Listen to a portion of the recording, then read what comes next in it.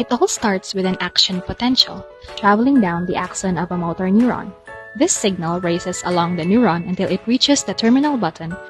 When the action potential arrives at the terminal button, it triggers specialized channels called voltage-gated calcium channels.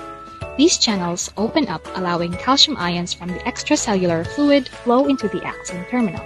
Once inside, these calcium ions act as a signal, prompting synaptic vesicles to release acetylcholine to the synaptic cleft. Acetylcholine then diffuses across this space. The acetylcholine binds to nicotinic acetylcholine receptors. When acetylcholine binds to these nicotinic receptors, it activates ligand-gated sodium channels, and as a result, sodium ions flow into the muscle cell, triggering an action potential in the muscle fiber.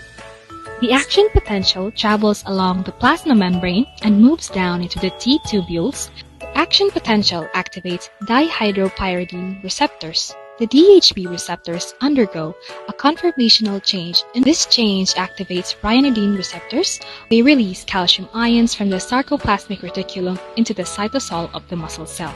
The released calcium ions bind to troponin molecules on the thin filaments of the muscle fiber. It causes tropomyosin to shift, exposing the myosin binding sites on actin. The myosin heads, which are in an energized state with ADP and inorganic phosphate attached, bind to the exposed sites on actin, forming cross bridges.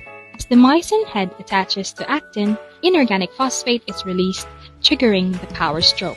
Myosin head pivots, pulling the actin filament toward the center of the sarcomere.